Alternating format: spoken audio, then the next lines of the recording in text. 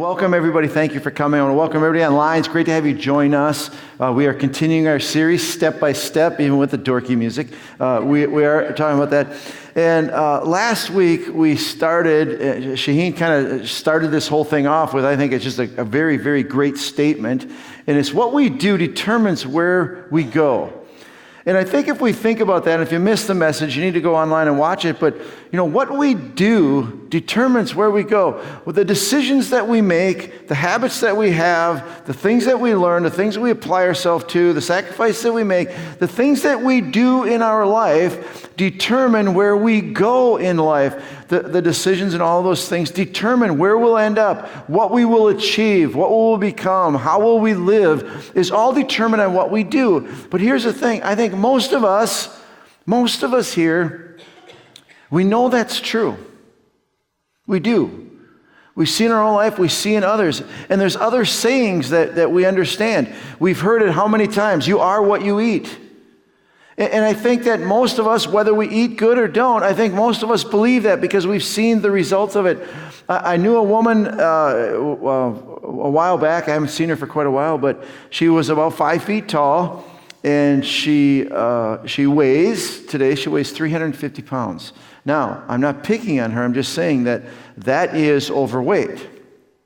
And whenever I am with her, wherever she's at a gathering, she always turns down sweets and she eats salads and she says no to all of that stuff.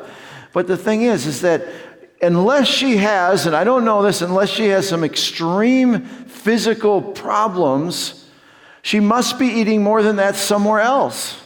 Because we all know that if we ate salads all the time, we wouldn't be 350 pounds. We know that, And again, I'm not picking on her. It's just that we know that. You don't have to, try to tell somebody, no, I eat good all the time.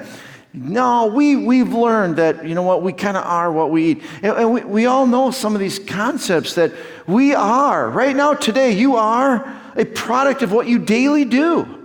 It doesn't matter if you go to the gym once a year. It's what we daily do that makes us. It's what we daily read. It's where we daily spend our time. So that's who we are today, and we understand that. Kind of these principles, we get it, we know it.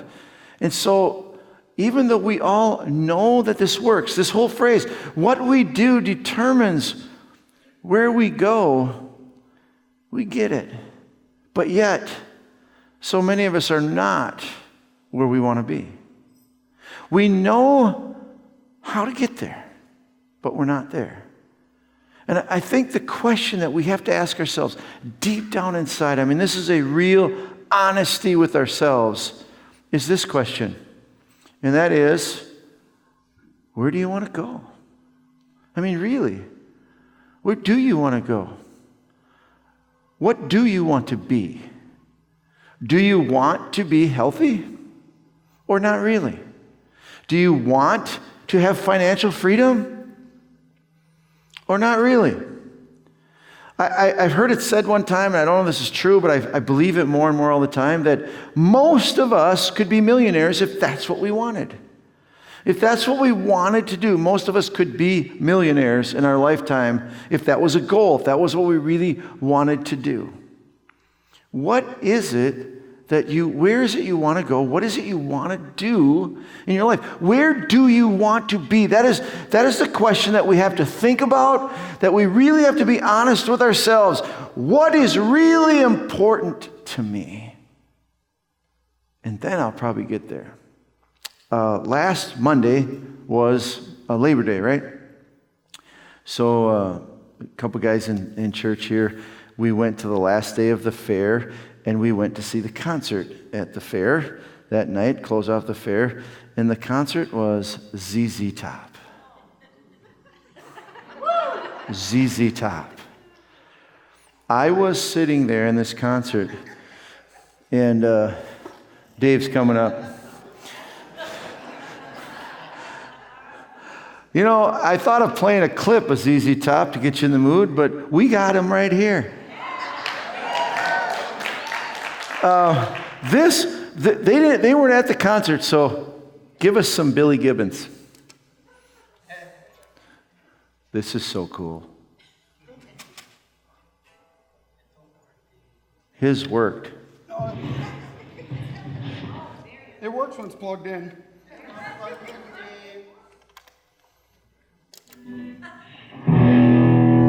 ZZ Top.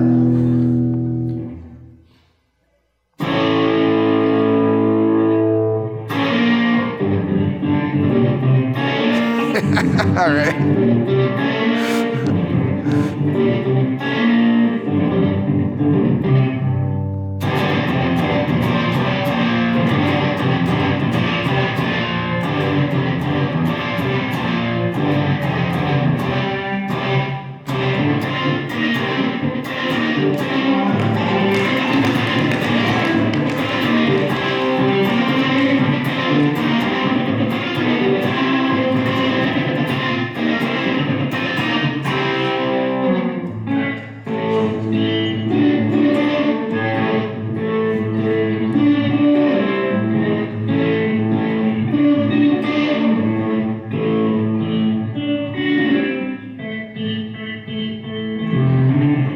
There we go.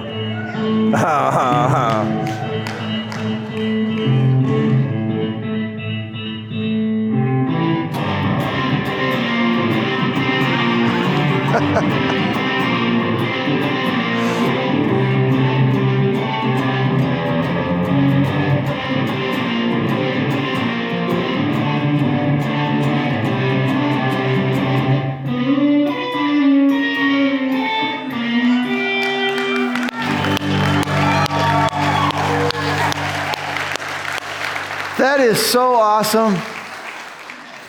We're the baptism we had a few weeks ago. Dave was out there playing worship, and afterwards, I just said thank you. Remember, Dave? I just said, hey, thank you for just being cool. That was it, just for being cool. The guy is cool. I mean, you know. So I'm at this concert and thinking, I was so jealous. I was.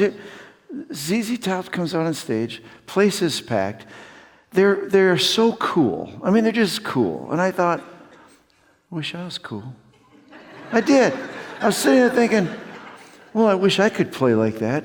And I was actually got caught up into this thing of just wishing so bad I would have done something with my life.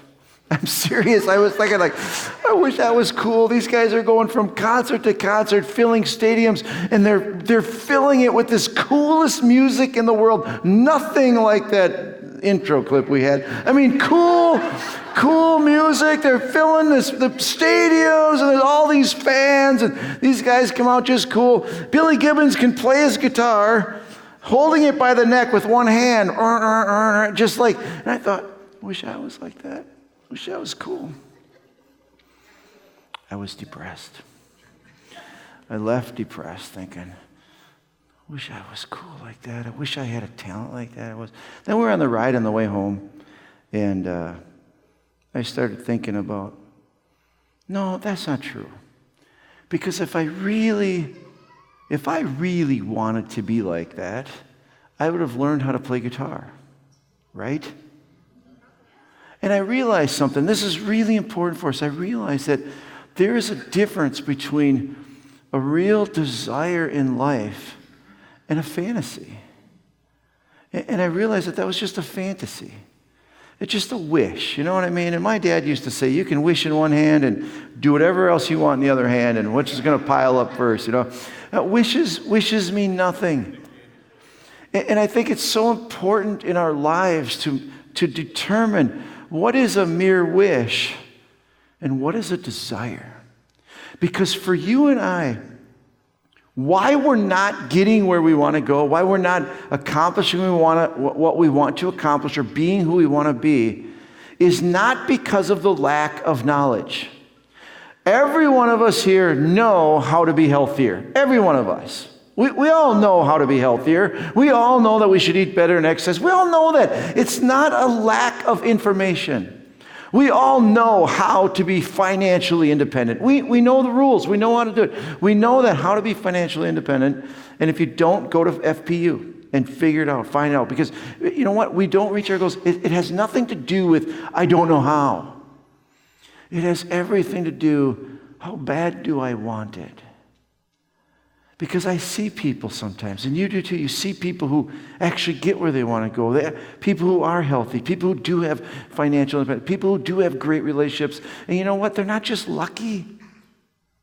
It's something they really wanted in their life. They wanted it so bad. It was a passion. It moved from here just being a wish or a fantasy to, no, that's what I want, and I am passionate about it, and that is important to me, and that's what I want. And then they take action. And they do things about it, and it becomes... So our whole thing is this. It really comes, what do you really want? Where do you want to go in life? To think about it. There's so many things we just wish, and we don't do anything about it because it's not passionate about. But those things that we care about, those things you really do want, those things we can go, we can get, we can achieve, we can move that way. It depends on what we do. But this whole series, step by step, is all about getting closer to God. It's all about that, getting closer to God. So my question to you is this: do you want to get closer to God? Do you want to? I want you to think about that. How important is it to you to be closer to God?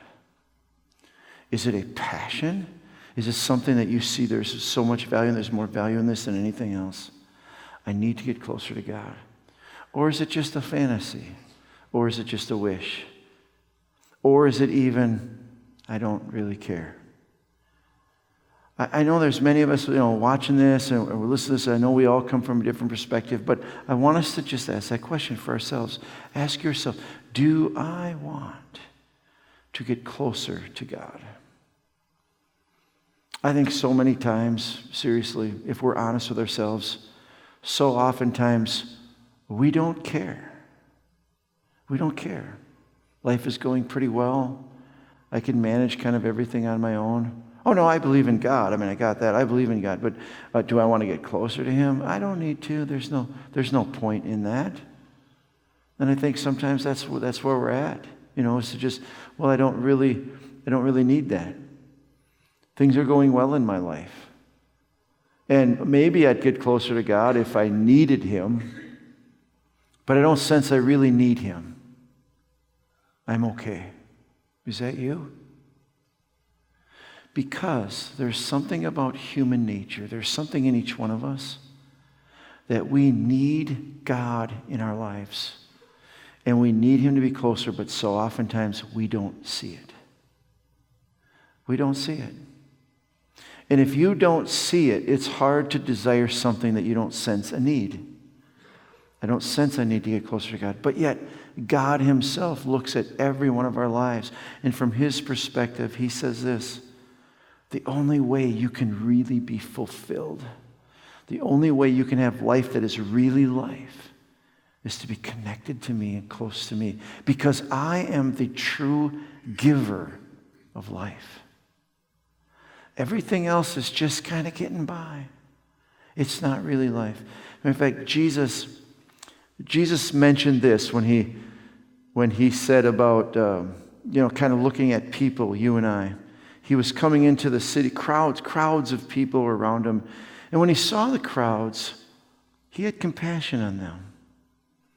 I believe if He looked at us today, this would be the same thing. Why? Because they were harassed and helpless, like sheep without a shepherd. I think as Jesus looked at people, He saw beneath the surface. Oh yeah, life's going fine, everything's okay, but as He saw human beings living life, He had compassion on them because they were harassed and helpless. We go through life, but we have such little control of how things go and such little control of what happens. And He sees deep down past the things, just the circumstances of life, and He sees that deep underneath all of that is a fear that is uncontrollable. There is an uncertainty that human beings live with. And he sees that there is this jealousy and this competition, and there's these broken dreams and these disappointments, and there's like a lostness, and like as a human, how do I fix this loneliness? How do I overcome fear? Sure, the things on the outside we can fix. So okay, the car's broke. I'll work overtime. I'll use my credit card. I'll buy another one. I can get through my life. But what about those things on the inside that we can't see? Jesus could see right through the human heart, and he saw people like sheep without a shepherd. No real direction in life. No real purpose beyond the paycheck to buy, to go on vacation for the next weekend. He saw that there's people with nothing bigger than that, nothing further than that. They're living their lives without purpose, without stability, without confidence, without assuredness, without hope. And Jesus looked at human beings and said, he had compassion on them because they need help. They need to be shepherded. They need to be given direction. Now, I know so oftentimes we think that, I don't really need to be closer to God. I'm taking care of all this stuff and everything seems to be okay. Maybe on the outside. And sometimes when things on the outside, when circumstances, when we don't have enough money, when our relationship is broken, when we hear bad news, when fear takes over, those things on that outside of our lives, we might say, I need God to fix these things in my life, and we go to God. But God sometimes fixes them and sometimes he doesn't. But here's what we can know for sure, that God always takes care of, always finishes. This is something that we can know. Discovering God in our lives changes everything on the inside. Always. He's there. When we have a relationship, when we get closer to God, he may sometimes fix things on the outside. He can do that. But he always changes the inside. Always. The peace, the security, and the fullness of being close to God, discovering God in our lives, brings a life that is truly life. It brings a wholeness and a completeness in our lives. Jesus said this about himself, and he said so many other things, but he said this that is so true about his peace. He says, peace I leave with you. Peace I leave with you. My peace I give you. I do not give to you as the world gives. See, you and I can experience peace when all of our bills are paid, when everybody's healthy in our family, when all the relationships are good, we can have a sense of peace. But Jesus says, I'm going to give you my peace. It's not like that. My peace. He says, do not let your hearts be troubled and do not be afraid. Because my peace is always. It doesn't matter if the car breaks down or if a relationship is broken or if I can't afford something. My peace is deeper than all that. My peace is on the inside.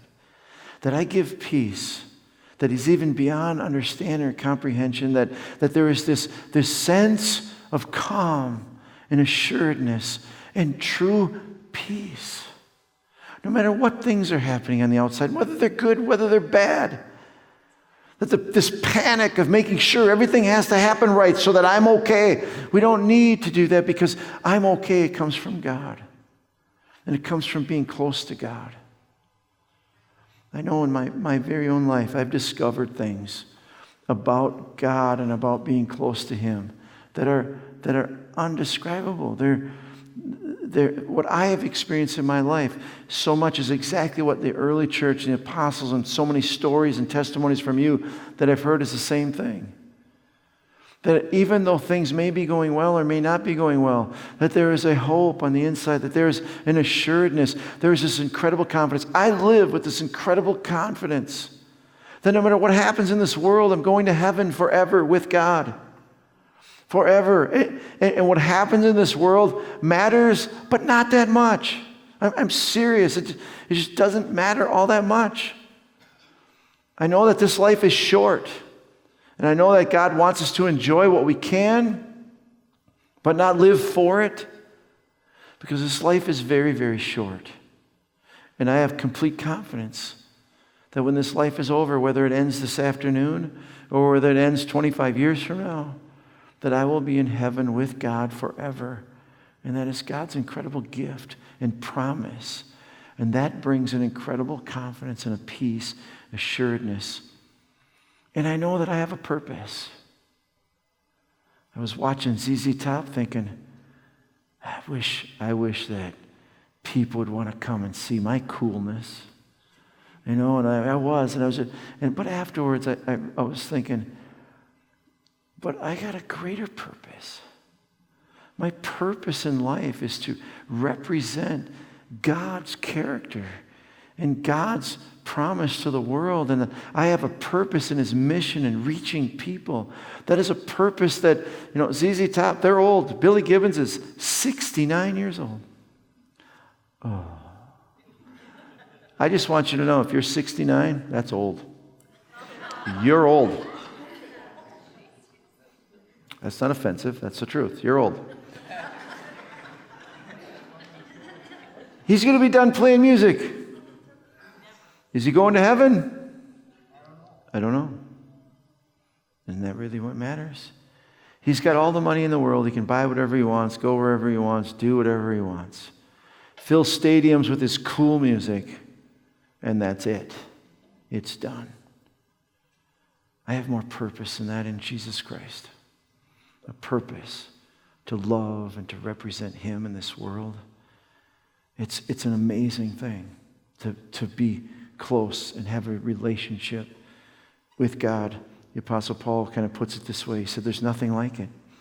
He says, whatever were gains to me, I now consider loss. Whatever I had in life, just imagine Billy Gibbons. I mean, I had it all, could do it all, buy it all, go anywhere. Everybody wanted to pay money to come and see me. That was great. That was cool. But whatever it was, I consider it loss for the sake of Christ. What is more, I consider everything a loss because of the surpassing worth of knowing Christ Jesus my Lord, for whose sake I have lost all things. I consider them garbage that I may gain Christ because of the surpassing worth of knowing God, of being close to God. I know that many of us think, I don't really need to be closer to God. I don't have a need to discover God more deeply and closer in my life. But I want you to reconsider it. Because Jesus promises a life on the inside that he will always, always make a difference. God promises eternal life. And no matter what this world can offer, no matter how many things we can buy, no matter how secure we may feel, we have very little control of happiness and peace in the future. God holds all of that. He gives us his life. As a matter of fact, we as human beings, every one of us, we were created by God to really live in a close relationship with him, a connection with him. And as a human being, we can't really fulfill our potential. We can never really experience life the way God created us to experience it without a close connection with God. He built us, he designed us to be filled with his presence in us, to really have life. But really it comes down to this, for each and every one of us. It comes down to this right now, that we have to make a decision. Where do you want to go? What do you want to be? How do you want to be? Do you want to be close to God? I can't do that for you. I can't make that decision for you. Your parents can't. You can't for your parents. You can't make this decision for your spouse. This is where it's absolutely individual with us and God. It really comes down to this. You will never get there if you don't want it. Do you want to discover God in a clear, fresh way?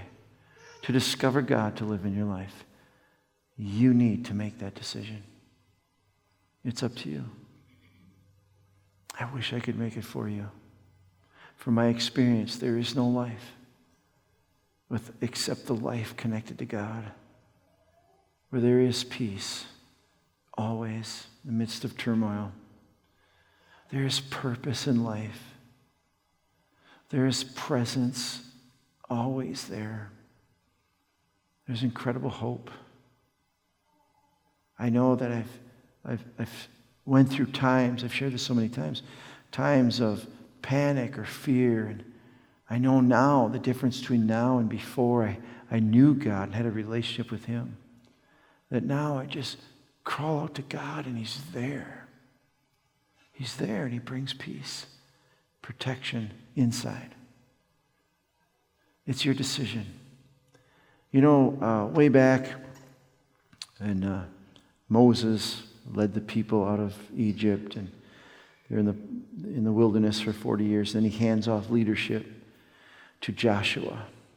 Joshua is now the leader. He leads the children of Israel into the promised land, the land that God had promised them.